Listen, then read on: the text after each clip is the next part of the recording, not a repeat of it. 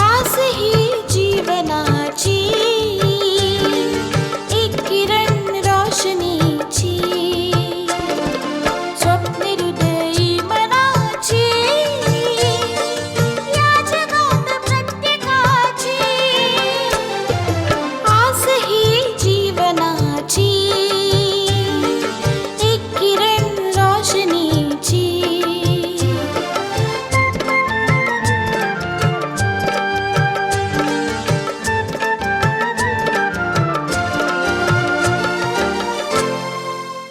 या आपल्या घरी फक्त जेवण बनवायलाच नाही येणार, भाऊजींची काळजी घेणार, त्यांच्या बिझनेसला वाढवणार आणि या घराण्याची पण काळजी तर यांनाच करायची आहे ना. तू हे सांग की तुझं डिनर कसं होतं? तसं पण जगाला टोपी घालता येते आपल्याला.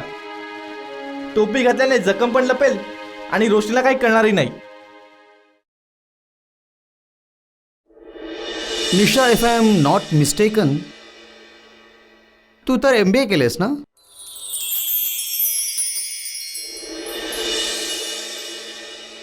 होय. मग तर तू प्रोजेक्ट सांभाळत असशील ना? ऑफकोर्स करू शकते. पेट्रोलियमचा हा जो तुमचा प्रोजेक्ट आहे तो कुठल्या फेजवर आलाय? सध्या तरी इनिशियल प्रोसेसमध्ये आहे. तुझी इच्छा असेल तर तू आम्हाला जॉईन करू शकतेस.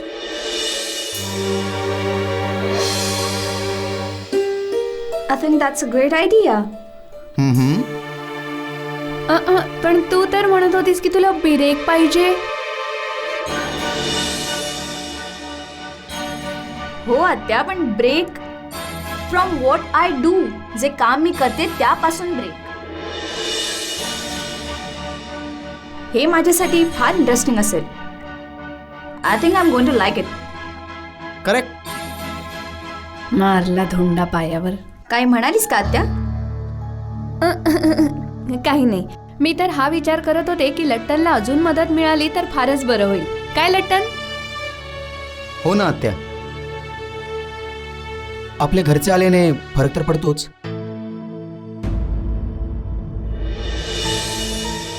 कधीपासून जॉईन करणार आहेस? उद्यापासून. Very good. तर उद्यापासून आमची साली साहेबा आम्हाला जॉईन करणार, राईट?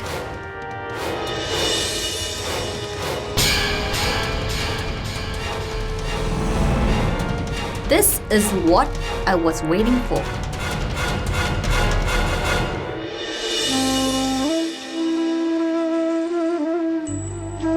बापू, मला कळत नाहीये की लोक नेहमी खऱ्या आणि सरळ माणसांनाच वाईट आणि दुष्ट का म्हणतात.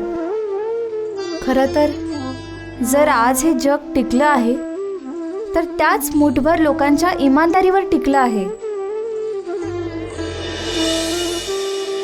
बापू, या समाजात भाऊजींच्या काका मावशीसारखे पण लोक असतात, जे आई वडिलांच्या पवित्र नात्यावर प्रश्नचिन्ह निर्माण करत आहेत. मला तर दया येते मुन्नाची. बिचाऱ्याने त्याचे सख्खे आई वडील लहानपणीच गमावले आणि नंतर मिळाले तर ते असे. देव कोणालाच नाही देवो असे आई वडील. बापू, मी मुन्नाला न्याय मिळवूनच देणार, पण हे कळत नाहीये की ख्वाहिशताईशी कसं मी बोलू. मला ख्वाहिशताईला पुन्हा नाही दुखवायचंय. तसं पण एकदा नकळत मी तिचं मन दुखवलंय, जेव्हा माझ्यामुळे तिचं लग्न तुटलं होतं. घरी आलेल्या पाहुण्यांसमोर आईबापांना बेइज्जत व्हावं लागलं. राहुलच्या आईबाबांच्या वेळी पण असंच काहीतरी झालं. गेल्या वेळी आईला फार दुःख झालं होतं. माझ्यामुळे असं पुन्हा नाही झालं पाहिजे. पण मला हे कळत नाहीये कसं हे सगळं करू. मला तर हे तलवारीच्या धारेवर चालण्यासारखं वाटतंय. कारण एका बाजूला ध्रुव भाऊजींचं कुटुंब आहे आणि दुसरीकडे मुन्नासाठी न्याय. बापू, तुम्ही नेहमीच न्याय आणि हक्कांची गोष्टी केल्यात. नेहमी तुम्ही त्यासाठीच लढलात. म्हणूनच मी पण न्यायासाठीच लढणार. मला शक्ती द्या बापू, की मी कोणाचंही मन न दुखवता या कार्याला पूर्णत्वाला नेऊ शकेन.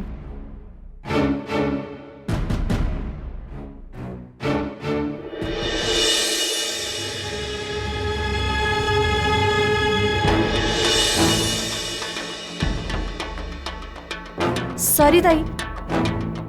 बघून चाल महाराणी. तसं पण तुझ्या ऑटोला ब्रेक नाही लागत. ऑटोमध्ये? मला काही समजलं नाही. एवढी पण भोळी नको बनूस. समजदार झालीयस म्हणूनच घरामध्ये बिनधास्तपणे समजूतदारीची कामं करतेस. जे बोलायचे ते स्पष्टपणे बोल. मला गोल फिरून बोलायला नाही आवडत आणि नाही ऐकायला आवडत. साफ साफ. तर ऐक, मला ही तुझी घाणेरडी चॉईस अजिबात आवडली नाही. चूज पण केलं तर कोणाला? एक निरक्षर अडाणी मूर्ख ऑटो रिक्षावाल्याला, ज्याचा ना खाण्याचं ठिकाण आहे ना राहण्याचा. मला बघ, मी एक उच्च शिक्षित डॉक्टर पसंत केला आहे. डॉक्टर. तुला नाही वाटत? फक्त तूच एकटी आहेस जी आई बाबांना बेइज्जत करत आहेस. आता तुझ्या या घाणेरड्या चॉईसने त्यांचं नाक कापणार आहेस का?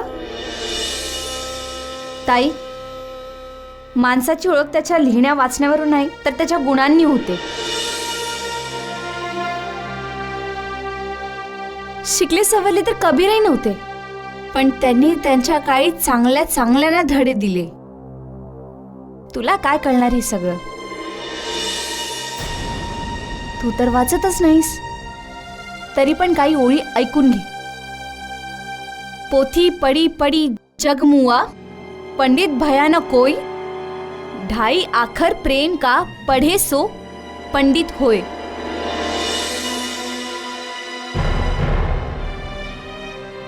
ढाई आखर प्रेम का. तू तर घरातच 25 लिहिले असतील. काही नंतरसाठी पण ठेव. आणि राहिली गोष्ट माझ्या अभ्यासाची, मी तर चांगल्या चांगल्यांना धडा शिकवते. चांगल्या चांगल्यांना. बघितलं नाही तो कसा सुशिक्षित डॉक्टर माझ्या मागे शेपूट हलवत फिरतो ते?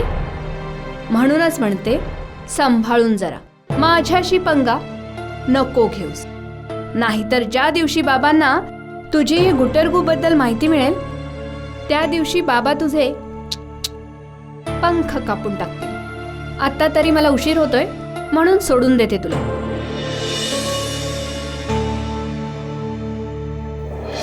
आणि यापुढे माझ्या अभ्यासाबद्दल काही बोललीस ना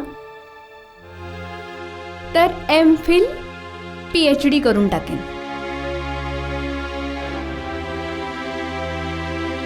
PhD समजतंय ना? चला, मला उशीर होतोय. ही मी चालली.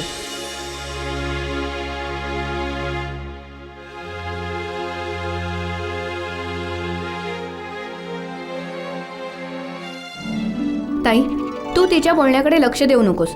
तू एक हिरा आहेस आणि तू एका हिऱ्याला चूज केलेस. आय रिअली लाईक मुन्ना दादा आणि मला विश्वास आहे की आई बाबांना पण मुन्ना दादा फार आवडणार.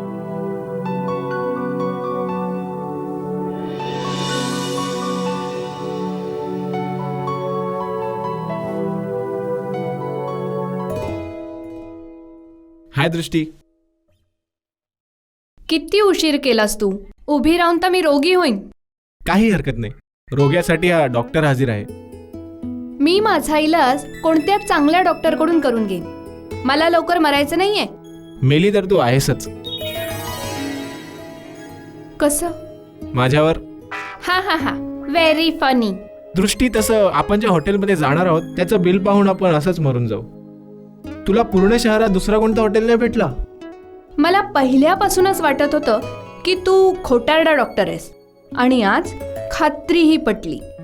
तुला माहित आहे खऱ्या डॉक्टरांचा इन्कम किती असतो? प्रत्येक दुसऱ्या दिवशी ते फॉरेन कंट्रीला फिरायला जातात. आणि तुला पहिल्यांदाच मी कुठल्या चांगल्या हॉटेलमध्ये घेऊन आले तर एवढा तमाशा करतोस. दृष्टी, मी तमाशा नाही करत आहे. मला वायफळ खर्च आवडत नाही. तुला असं म्हणायचंय की ध्रुव भाऊजी ख्वाहिश ताईला 5 स्टार हॉटेलमध्ये डिनरला घेऊन जातात, तर इट मीन्स वायफळ खर्च करतात? साहेब, त्याला स्टँडर्ड म्हणतात, स्टँडर्ड. तुझं काही स्टँडर्डच नाहीये. असो, जाऊ दे. दृष्टी, तुला मला जे पण बोलायचं आहे ते बोल, पण प्लीज कोणासोबत कम्पेअर नको करत जाऊ. आणि तसंही ते फार मोठे बिझनेसमॅन आहेत आणि मी एक साधारण डॉक्टर. त्याच्यात आणि माझ्यात जमीन आकाशाचा फरक आहे. दृष्टी, मी हे सर्व याकरिता सांगतोय कारण की पुढे जाऊन या गोष्टी रिलेशनशिपला नुकसान पोहोचू शकतात. मग लग्नाच्या 1 वर्षानंतर काय ऐकायला भेटेल? तू बदलला आहेस, तू पहिल्यासारखा नाही राहिलास, तू अशा जागी घेऊन जात होतास, मला हे घेऊन देत होतास, मला ते घेऊन देत होतास. इम्पॉर्टंट हे नाही की आपण कुठे चाललो आहोत, इम्पॉर्टंट हे आहे आपण जिथे जात आहोत सोबत जात आहोत, एकमेकाबरोबर आनंदाचे 2 क्षण घालवत आहोत. मला समजलं मिस्टर कंजूस. आता चला कुठल्या तरी स्वस्तातल्या धाब्यावर जाऊन डाळ भात खाऊया. ही केलीस ना समजदारीची गोष्ट. चल जाऊया धाबा.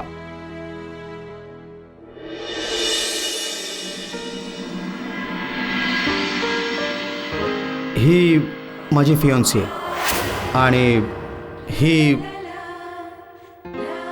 सिमरन आहे, माझी आणि लताची मुलगी.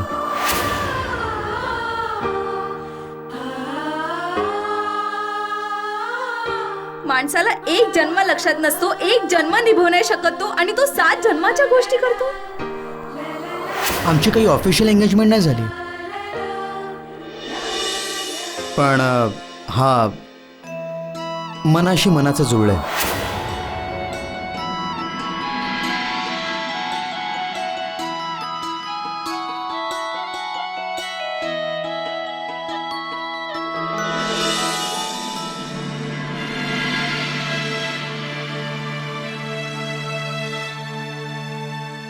तुला काय वाटतं की बिझनेस करणं, ऑफिसला जाणं हेच काम असतं? घर सांभाळणं काही पोरखेळ नाही आहे.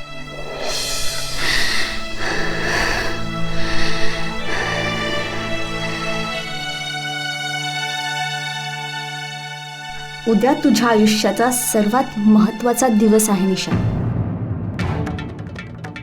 ज्या ध्येयाने तू इथे आलीस, उद्या त्या ध्येयाची पहिली वीट ठेवणार आहेस तू.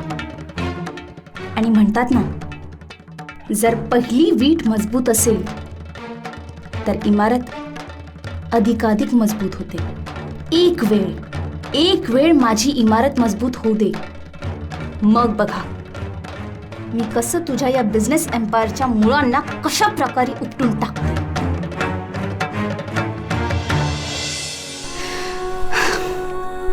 नाही, ही रडण्याची वेळ नाही निशा. आजच्या नंतर तुझ्या या डोळ्यांमध्ये पाणी कधीच नाही असणार. I am clear? You never going to cry again. कारण आता फक्त तीच लोक रडतील ज्यांनी तुला, तुझ्या कुटुंबाला रक्ताच्या अश्रूंनी रडवलंय. So you not going to cry baby. You will never cry again.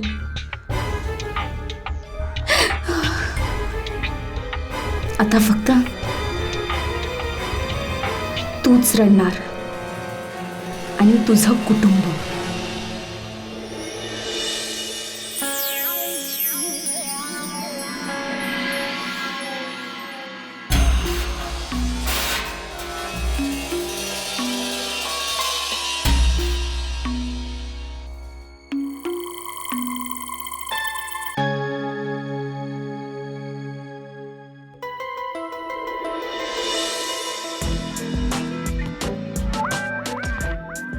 ताई, wish me all the very best.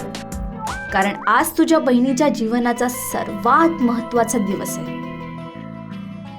आज जो युद्ध मी लढायला चालले त्याचा पहिला दिवस आहे. आणि या युद्धात जिंकण्यासाठी मला तुझ्या आशीर्वादाची फार गरज आहे. या युद्धाला जिंकण्यासाठी मला कुठलाही साम दाम दंड भेद कसलाही उपयोग करावा लागला तरी मी तो करणार.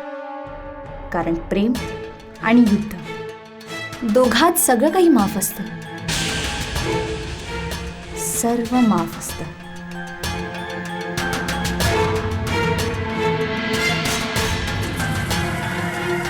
आता मी आले ना, आता तुला तुझी जागा या घरात नक्कीच मिळणार. आणि हे वचन मी आज तुला देते.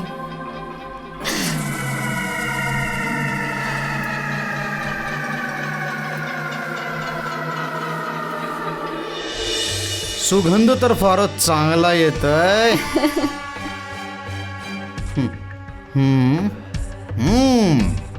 ऑटो आज पोहे तर खूपच टेस्टी झालेत का? मी बनवले. मस्तच बनवले तू. माझ्याशिवाय कोण बनवू शकतं एवढं tasty? Good morning. Good morning. Very good morning Nisha. Good morning भाऊजी.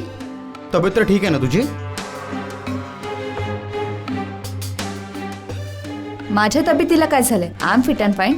तुम्ही का विचारताय की माझी तब्येत ठीक आहे की नाही? तेच नाश्ता करायला का ना आलीस म्हणून तुला विचारलं मी. हो, ॲक्च्युली मी नाश्ता नाही करत. I just have a protein shake आणि थोडे आल्मंड्स आणि डेट्स खाते. That's it. आहा, हे मिल्क शेक वेक तर फक्त चोचलेत. याने तब्येत नाही सुधारत. चांगल्या तब्येतीसाठी चांगलं जेवण फारच गरजेचं असतं.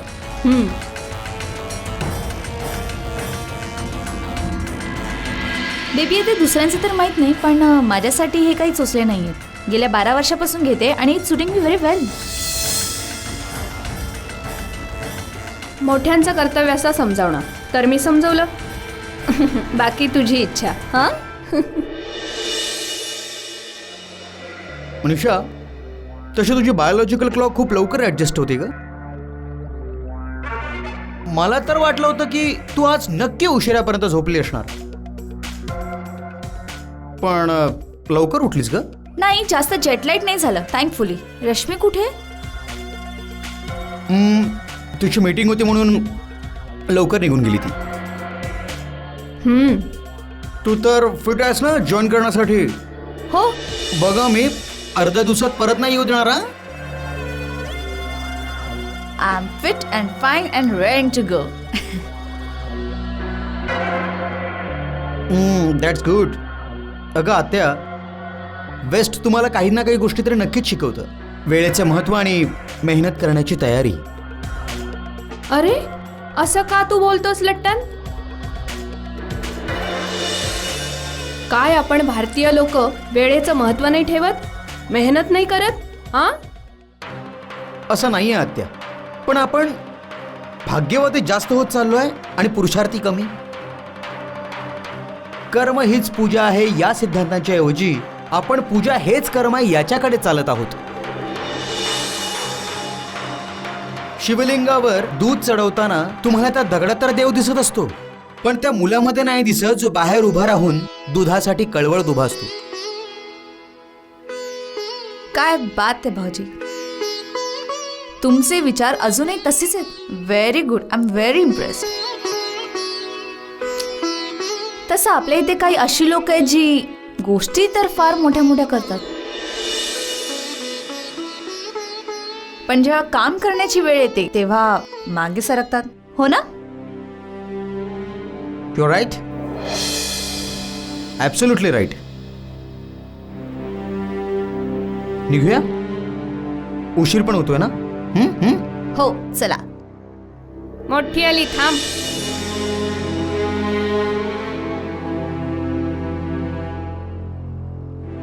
एक मिनिट थांब, तुला जरा टीका लावते.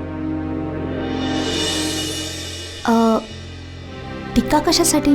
वॅक्सिनेशन झालंय माझं लहानपणीच. अगं निशा, जरा समजून घे. मोठी आहे ती. काही परंपरा असतात ज्या जोपासाव्या लागतात. आमच्या इथे जेव्हा कुठल्या शुभ कार्याला जातात ना, तर त्याला टीका लावला जातो. जेव्हा लट्टन गेला होता ना कामाला, तेव्हा मी त्याला टीका लावला होता. आणि रश्मी, तिला पण. आज तू पहिल्यांदा ऑफिसला चालली आहेस ना, हा टीका माझा आशीर्वाद आहे. तू दिवस रात्र प्रगती करू. तुझ्या भावी आयुष्यात कुठलंच संकट नको येऊ, ही माझी प्रार्थना पण आहे आणि माझा आशीर्वाद पण. बस बस बस बस आत्या, प्लीज इमोशनल नको होऊस. तू टिका लाव. हं? ठीक आहे.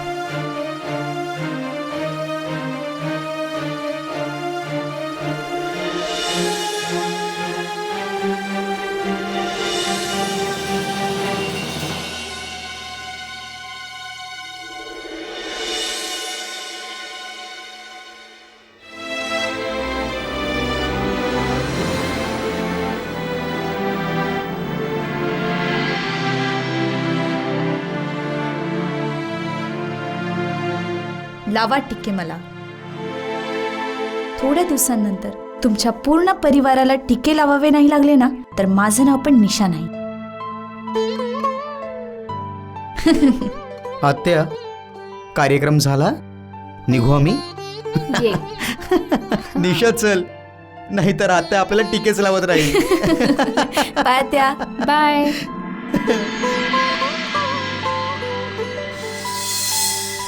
आज तुझ्या चेहऱ्यावरचं तेज काही वेगळंच आहे. भाऊजी बघतील तर एकदम बघतच राहतील. यांच्यासाठी बाबांचं केबिन उघडून द्या. मोठे साहेबांचं कॅबिन?